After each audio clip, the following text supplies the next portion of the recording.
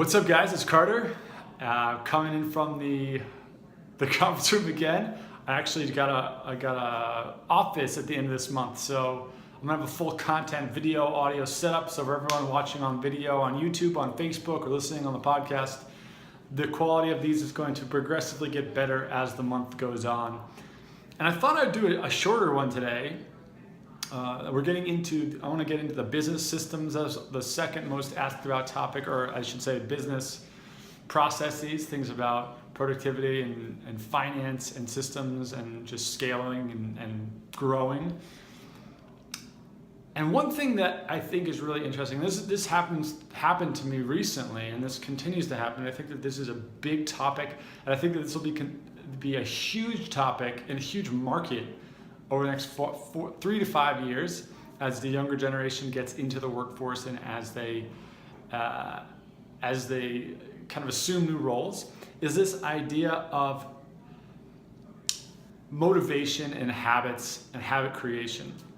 I think that there's a lot of focus on seeing people that have excelled in one way or another, breaking them down. I think Tim Ferriss is the ultimate example of somebody who is able to deconstruct champions, world-class people, and then serve it up to you and say, look, these people meditate, they eat like this, they wake up at this time, boom, boom, boom. And there's some clear commonalities, right? And I don't think anything is too uncommon other than the meditation. I think is surprising for a lot of people. I think the other thing that I would mention is someone like Tony Robbins, who has really pioneered this idea of state, story, strategy, right? That's the 3 S's he always talks about. State is how you feel, what your body is in a position to do. The story is what you tell yourself, and so how you feel dictates the story that you're going to tell yourself, and the story dictates the strategy that you execute. I think that is also very, very true and very powerful.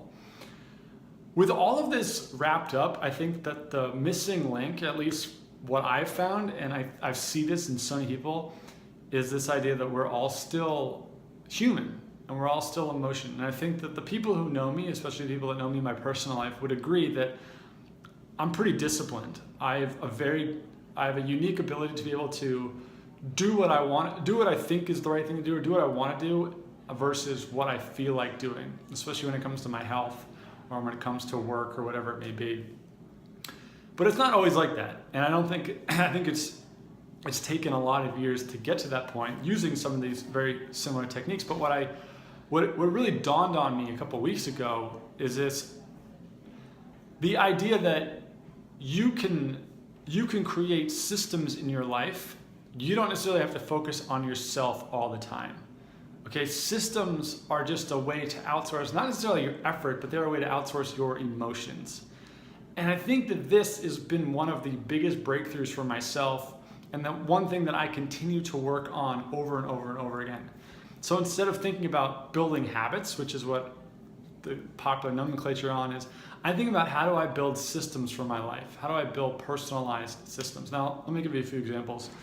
Just things that are happening to me right now. So I don't read enough books. I do read a lot, but I don't read the volume that a lot of people read. I tend to read slower so that I can absorb more of the content, and I focus on getting great books and finishing them, taking notes on them, really getting into it. I just don't read enough books, and because of that, I don't get exposed to as many new ideas. I go deeper on fundamental ideas, which is, it's a pro and con. So part of me said, okay, well, if I want to read new books, what habits do I get into my world?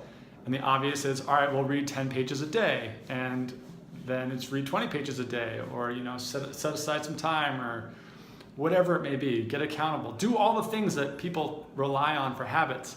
But the problem with habits and setting up new habits is that emotions are about 100 times more powerful than building a new habit, especially as an emotional or high energy person. And so building habits can be incredibly difficult. And so what I realized when I was trying to get into this habit of reading more books is that maybe I shouldn't focus on building a new habit, and I should focus on creating a system that's going to force me to read more books. Okay, and so what I did is I bought an iPad, and on the iPad I installed absolutely nothing except books.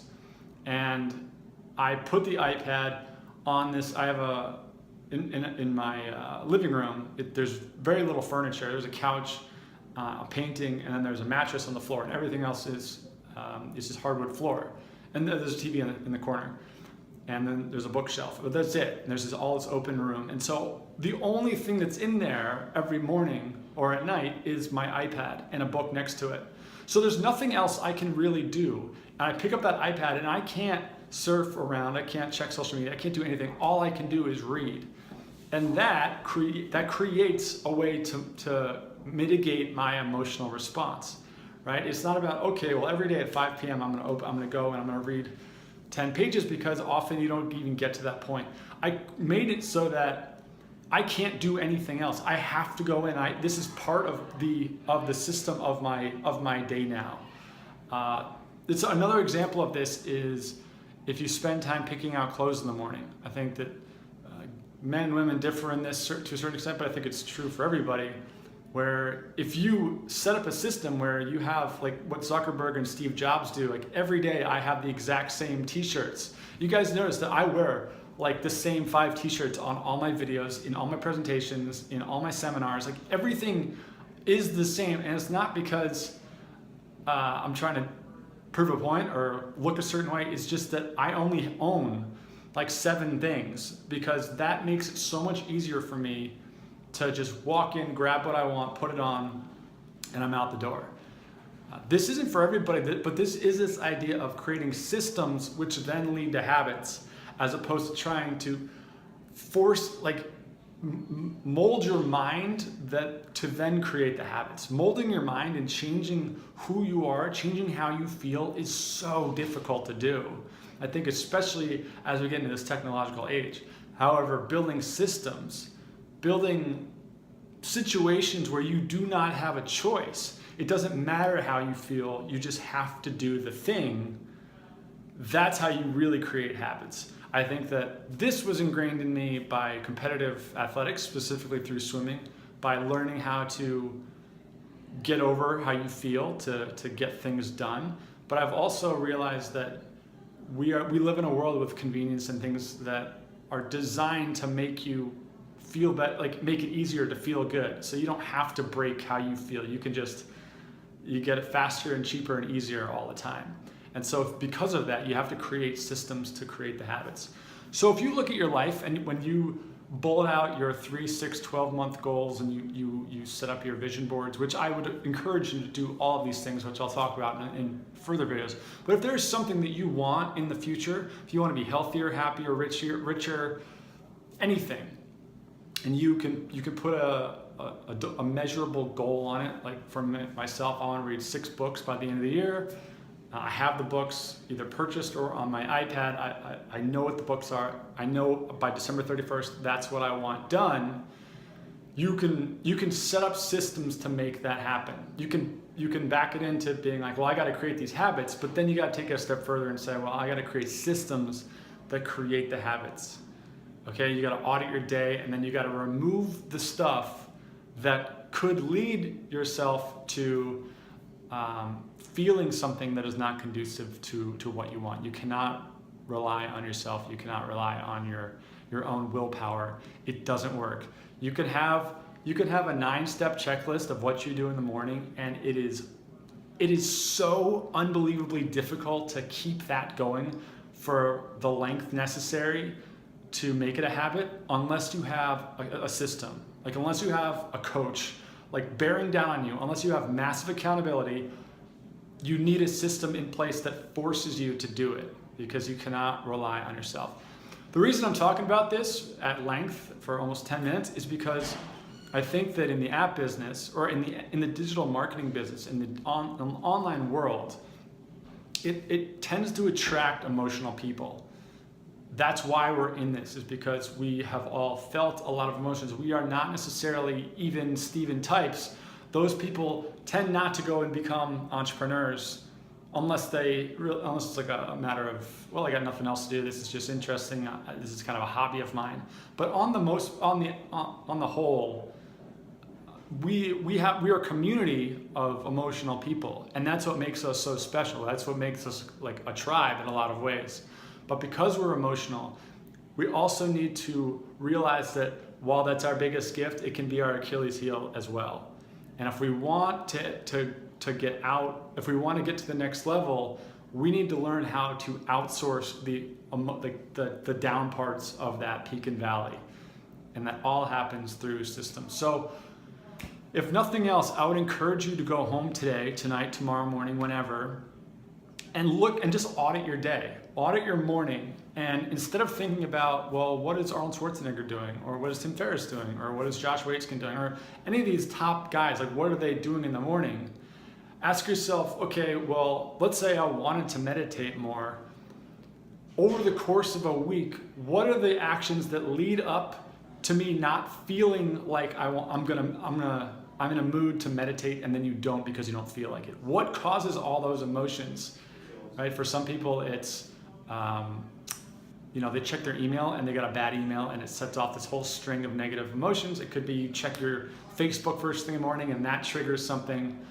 But what you want to do is you want to identify the things that lead to you not feeling like you're going to meditate, and then you find ways to get that out. So for me, I always leave my phone in the other room. I leave it on airplane mode. I never turn it on before I do what I want to do in the morning, so that I don't see anything that could potentially screw with my head before I get the things done that I want to get done, right? So that's what I would encourage anybody to do, is if you want to build a habit, don't necessarily focus on the plan of building the habit. Focus on what is causing the emotions that lead you to not actually doing it, and then create a system to remove those emotions as best you can. Once you start doing this, you will see it is the greatest thing you could ever do. And then people will look at you and be like, oh my God, how do you get so much done? How do you have these habits? How do you seemingly make decisions when you're so tired or you don't feel like doing it? And it's because you have learned this. The biggest life hack in the world is that systems trump habits. Outsourcing your emotions is the ultimate thing you can do. So I hope that helps you. I'm really passionate about this topic, about this idea of using systems in your personal life, both, and I want to talk about this at length, both in personal life for things like getting healthy, for your business about things like making money and having more mind space so you can grow things, and then also in the financial world. Finance and investments and tax strategy and like massive growth stuff is probably how I spend 40% of my time, is just managing money and just understanding how money grows and how to move it. And that's all built on systems, because anyone in the finance, especially in the trading world, will tell you it is not about trading, it's about your emotions. And the more you can outsource your emotions in this world, I'm telling you, that's it. That's the trick. That is the hack to getting anything you want, so that once you get it, you can just, it's all upside. Cool. Thanks guys. I appreciate your time as always, and I'll talk to you soon.